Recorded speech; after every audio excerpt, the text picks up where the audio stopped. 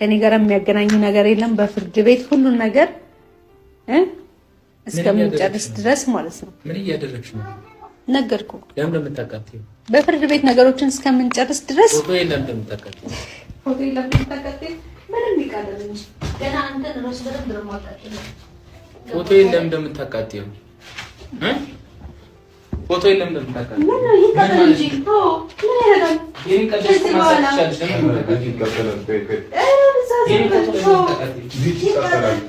ይቃጠል ይቆጭሻል ብዬ ይቆጭሻል። እኔ መቼም አይቆጭኝም። ይቆጭሻል። ያደረግሽ ነው ሁሉ ነገር መቼም አይቆጭኝም። የኔ ፎቶ አለበት እኮ እዚህ ስር።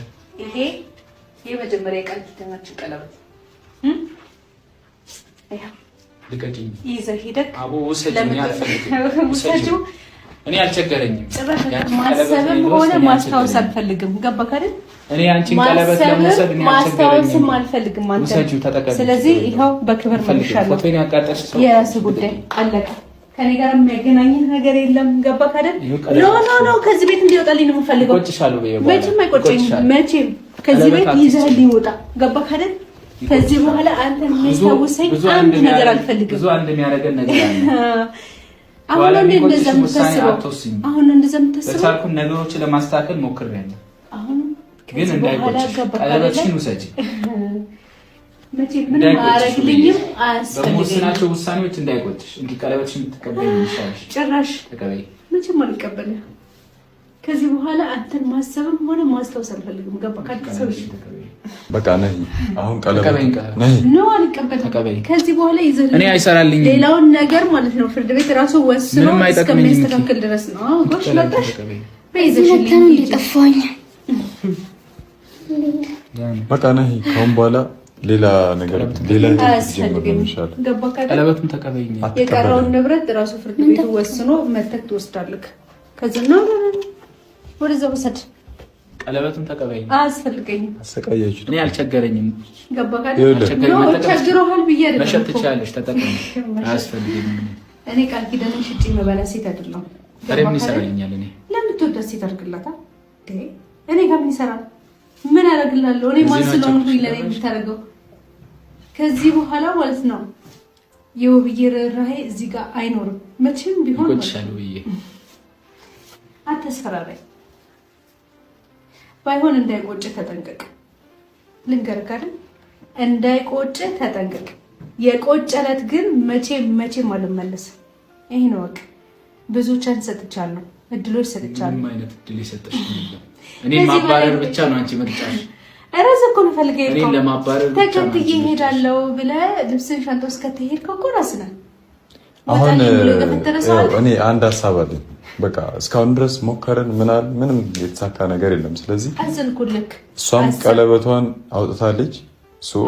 ከአሁን በኋላ ያለን ነገር በቃ ወደ መለያየት መሄድ አለባችሁ። ንብረት ወደ መካፈልና ወደ ሌላ ነገር። እኔ መለያየት አልፈልግም። መለያየት አትፈልግም? መለያየት አልፈልግም። ኧረ እባክህ እኔን እዚህ አስረኝ ከዛን አንተ እንደፈለግ ከሸሼ ገዳሚ እንድትል ነው የምትፈልገው? እኔ አላልኩም፣ ሸሼ ገዳሚ አላልኩም። ራሴ የምጠብቅ ሰው ነኝ። እሱ የራስህ ጉዳይ። እኔ ራሴ የምጠብቅ ሰው ነኝ። እኔ በፍጹም አንቺ ላይ ወደዚህ ነገር አልሄድም። አልከታተል ምን አልል እንዴ? ምን እንደምታደርግ ገና ለገና ምንም አላውቅም። ከቤት ወጥተህ ከሌላ ሴት ጋር ነው ያለው። ከሴት ጋር መሆን ዝሙት ውስጥ መግባት ማለት ነው፣ ኃጢአት መስራት ማለት ነው። ንጹህ ሴት ናት ከሌላ ሴት ጋር እስከሆነ ድረስ አልተረዳሻትም። እስከ ንጽህናዋ እኮ ሰረት አልኩ። ተቀብሏት መሄድ ምናምን ሳይሆን እኔ እስካሁን ድረስ ከዚህ በኋላ ማለት ነው አልደርስባችሁም፣ እንዳትደርሱ። ምንም አላደረገችም።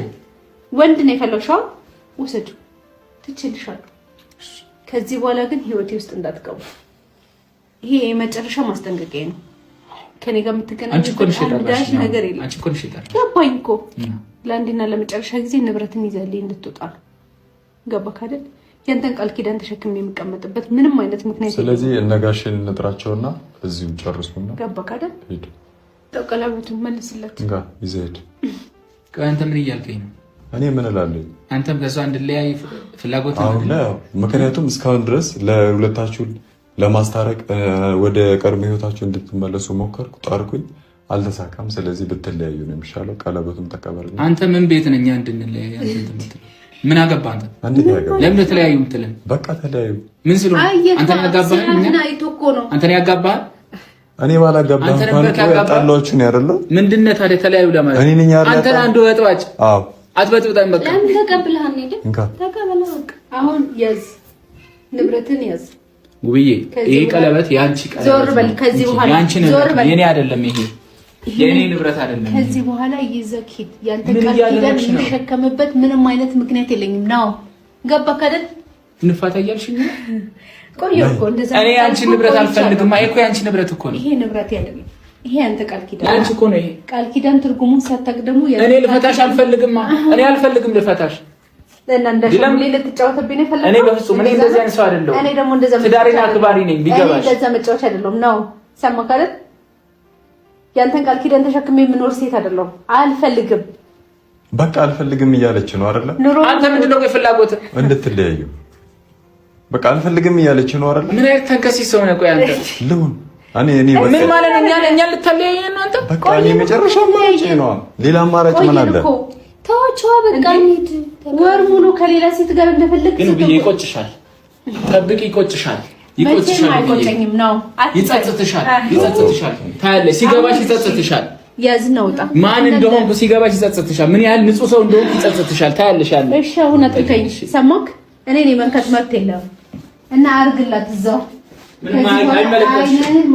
አልፈልግም። ስለሱ አይመለከትሽም። በቃ እኔ የቃል ኪዳን ትርጉም ደግሞ ምን እንደሆነ ወቅ ስርዓት ይኑርሽ። ስርዓት ይኑርሽ። ስርዓት አንተ ልመድሽ። ምን ብሽቆች ናቸው እነዚህ?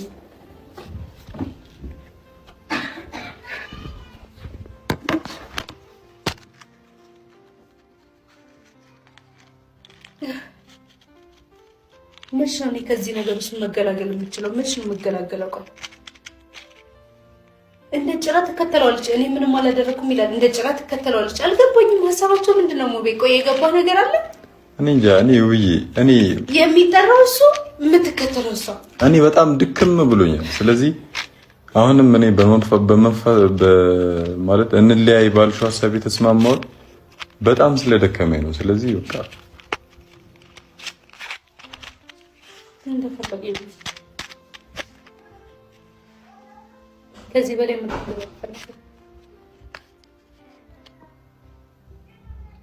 እንዴት ለእንደዚህ አይነት ሰው ይታዘናል? ሲጀመር እንዴት ሆኖ